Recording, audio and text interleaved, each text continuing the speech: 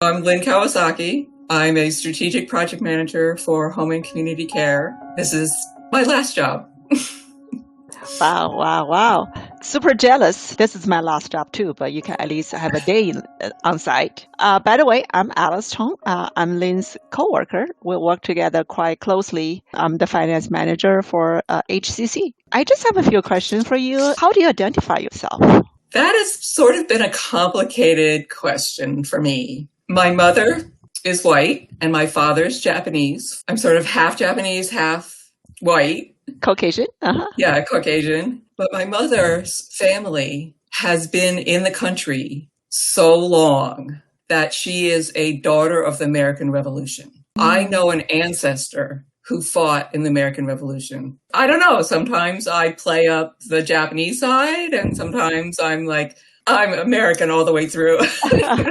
My family's been here longer than everybody. I thought you're 100% Japanese. When I married my husband, he's English and Scottish, and his last name is Garrett. And he's like, "Are you going to take my name?" I'm like, "No, I have to be a Kawasaki." So I think we're talking about the Kawasaki side of the story today. Tell me about your grandparents and when did they come to the U.S.? Yeah. My grandmother on my father's side, Kyo Kawasaki, was actually born in Canada, and she was a diplomat's daughter, a very good catch for Suekichi Kawasaki, my grandfather. Suekichi was an executive for a shipping company. I'm not quite sure when they got married, but they were really prominent members of the Seattle community. They were living the American dream here. They had a house. They had their two boys back to back. They lived in a very nice neighborhood on Beacon Hill. They were just really pillars of the society. But then history and politics and fear changed their whole lives, ruined their lives when my father was 5.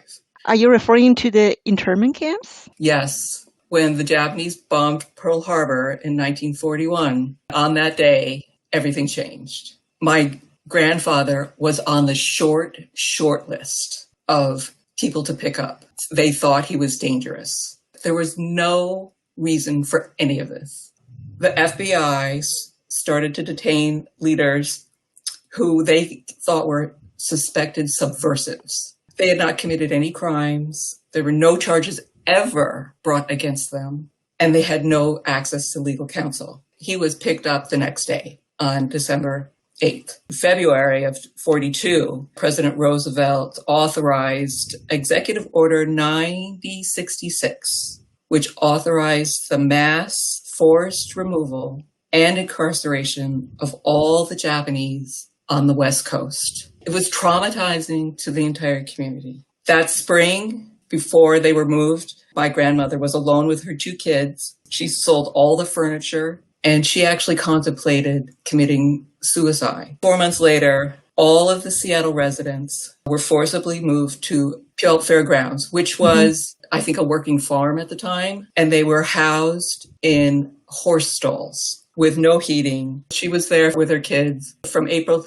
to August, I think. The Army started creating internment camps. They forcibly moved all of these people. So they built one called Minidoka, and it was in Hunt, Idaho. They created 7,000 barracks surrounded by razor wire. There was no privacy. So over the next 3 years, these detainees reconstructed the community. They had clubs, singing groups. They spun up schools for all the children. They took care of themselves. They had kids graduate from high school in the camp. There's a whole bunch of people who ran the camps, made sure that things were working. Yeah, they built their little city. Right. They have their clubs, schools, newspapers. Right. How old was your father at that time?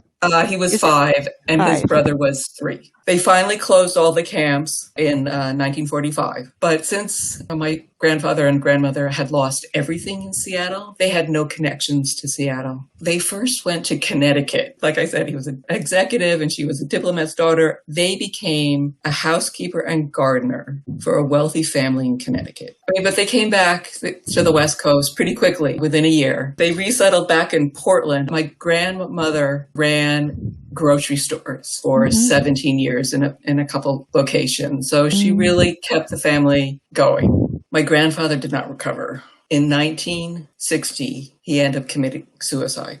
What was the impact on your family as a whole from this? Yeah, they did not teach my father or his brother to speak Japanese. They cut ties to the Japanese traditions and the language. None of this was passed down to my father, and none of it was passed down to me. Everyone identifies me as Japanese, but I have no clue. It's like, okay, so who am I? Finally, 34 years after the internment ended, President Gerald Ford issued a proclamation that he entitled the American Promise that rescinded the executive order 1966. And then 54 years after the internment in the 90s, my father was one of the remaining 8,200 detainees, and he received a written apology from George H.W. Bush and a check for $20,000. Wow. I've embraced being Japanese.